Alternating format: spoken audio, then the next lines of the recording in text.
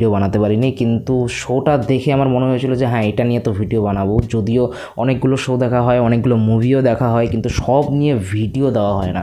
কাজের থ্রুতে কাজে যেহেতু যেতে হয়, যার জন্য সমস্ত ভিডিও দিয়ে উঠতে পারি না। তারপরে মনে করি যে যেহেতু আমার চ্যানেলটাই এমন একটা চ্যানেল যে পুরনো ভিডিওসগুলো খুবই কমই দেখে, এক্সপ্লেনেশন ভিডিওতে কি আজ রিলিজ হচ্ছে কি না হচ্ছে বা কি চর্চা হচ্ছে না হচ্ছে সেগুলোই দেখতে মানুষ পছন্দ করে, যার জন্য যখন যেটা প্রেজেন্ট চলছে সেটা নিয়েই কথা বলতে হয়। কিন্তু এটা যেটা নিয়ে আমি কথা বলবো এটা এমন একটা শো যেটা বেশি দিন হয়নি, প্রায় 2 সপ্তাহ হয়েছে সমস্ত এপিসোড বেরিয়েছে, এবং এটা নিয়ে না কথা বললেই নয়। এটা একটা খুব ভালো মানে সিরিজ, আমার জন্য আমার ফেভারিট সিরিজ মার্ভেল সিরিজ। তো মার্ভেলের জম্বি সিরিজ যেটা আমাদের বেরিয়েছে, আমি সেটা নিয়ে আজকে কথা বলবো।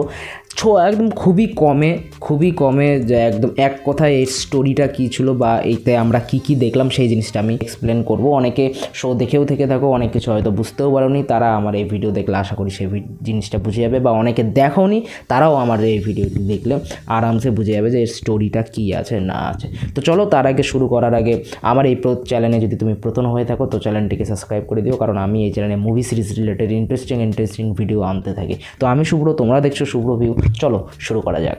তো মার্ভেল জম্বিসের প্রথম এপিসোডই যদি আমরা দেখতে যাই, সেটা শুরুই হচ্ছে একেবারে আমরা হোয়াট ইফে যে মার্ভেল জম্বিস যে সিরিজটা আমরা দেখেছিলাম ঠিক তারপর থেকে। এর টাইম লাইনটা বেস্ট করছে মার্ভেল হোয়াট ইফের যে মার্ভেল জম্বিস সিরিজ ছিল তার 5 বছর পর থেকে, এবং সেখানে আমরা দেখতে পারি যে কিড বিশপ, রিরি উইলিয়ামস এবং কামালা খান এরা 3 জন আপাতত তো সারভাইভ করে আছে, বেঁচে আছে, এবং তারা একটা শহরের মধ্যে নিজেদেরকে, যেহেতু তার সবাই না সবাই কিছু না কিছু আশা রাখেই। তোমরা যত জম্বি সিরিজ তোমরা যদি দেখে থাকো বা যত রকমের জম্বি সিরিজ তুমি যদি দেখে থাকো, তার মেন কেন্দ্রটা কী থাকে যে সবার মাথায় একটা এই জিনিস চলতে থাকে যে হ্যাঁ, যে চারিদিকে জম্বি হলেও কোথাও না কোথাও কেউ না কেউ তো বেঁচেই রয়েছে।